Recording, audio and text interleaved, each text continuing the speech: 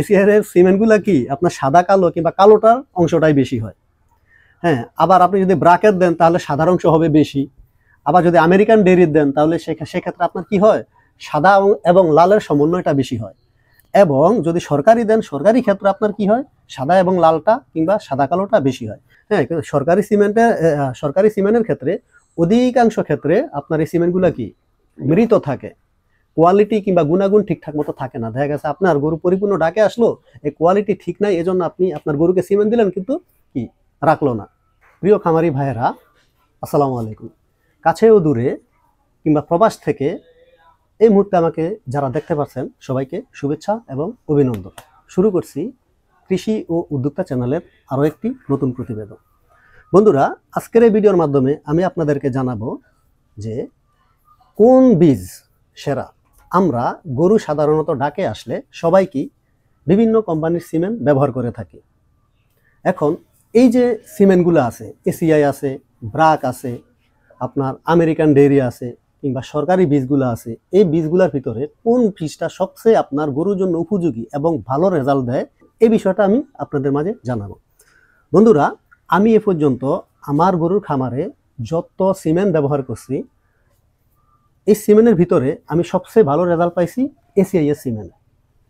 বন্ধুরা, এই সিমেন্টটা মূলত কি, এই এসিআই আমরা সবাই কি জানি, এটা খুব ভালো একটা কোম্পানির। এই কোম্পানির যে হিউম্যান যে ওষুধগুলো আছে, এই ওষুধগুলার মান কোয়ালিটি আলহামদুলিল্লাহ যথেষ্ট পরিমাণ ভালো। বাজারের সুনামধন্য 2-4টা ওষুধের ব্র্যান্ডের ভিতরে এই ব্র্যান্ডটা প্রথম, দ্বিতীয়, তৃতীয়তে আছে। তো বন্ধুরা, এই ব্র্যান্ড যদি কোনো সিমেন্ট মনে করেন আপনার আনে বাজারজাত করে, তাহলে এই সিমেন্টটা খারাপ হওয়ার কোনো যৌক্তিকতা নাই। এটা নিঃসন্দেহে ভালো একটা সিমেন্ট। তো বন্ধুরা, আপনারা অনেকে কি করেন, সরকারি সিমেন্ট দেন, আবার অনেকে এসিআই সিমেন্ট দেন, অনেকে ব্রাকেট দেন, অনেকে আমেরিকান ডেইরি দেন। আবার উত্তরবঙ্গে আমি দেখলাম যে ওনারা মোটামুটি ওই যে ভাগাবাড়ি মিল বিটা যেটাকে বলে, ওই সিমেন্টটা ব্যবহার করে। তো বন্ধুরা, আসলে সিমেন্ট কোনোটাই মূলত খারাপ না।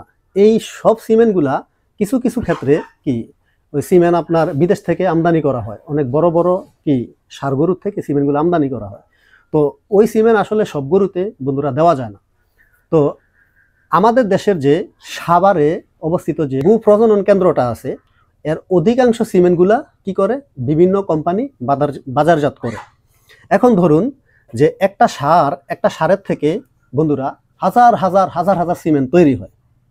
এখন এই সারটা থেকে আমি যদি সিমেন্ট আনি, দেখা গেছে আমি এসিআই সিমেন্ট কোম্পানির এসিআই সিমেন্ট যারা নেয় তারা কি করে, ওটাকে এসিআই এর নাম দিয়ে দেয়।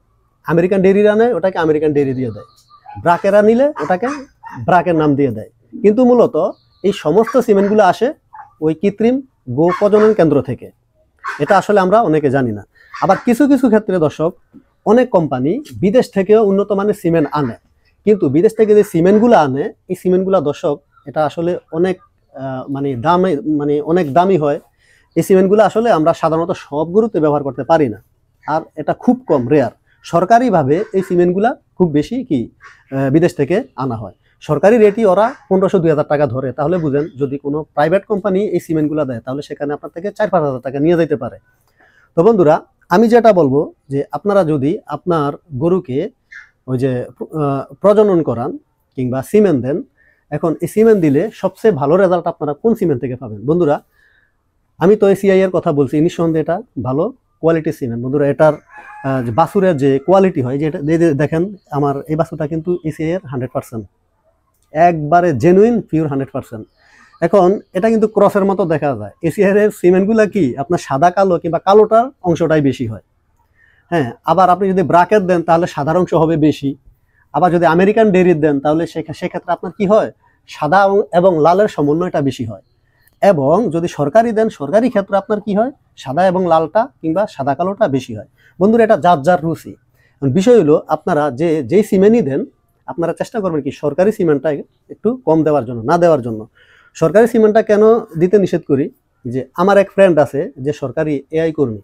এখন ওই ফ্রেন্ডের থেকে আমি কথা শুনলাম, ওই ফ্রেন্ড সাধারণত আমাকে আমি যদি বলি যে আমি তো বাইরে টাকা দিই, তুই আমাকে সিমেন্ট দেবে, বলতেছে দোস্ত এই সিমেন্টগুলো আসলে কি ওই যে খুব মানে যাতা অবস্থা করে আর কি আমাদের কাছে পাঠানো। যাতা অবস্থা কি, যেগুলা খুব মানে মাইনাস আপনার 186 -186 ডিগ্রিতে আপনার এগুলা কি সংরক্ষণ করা লাগে।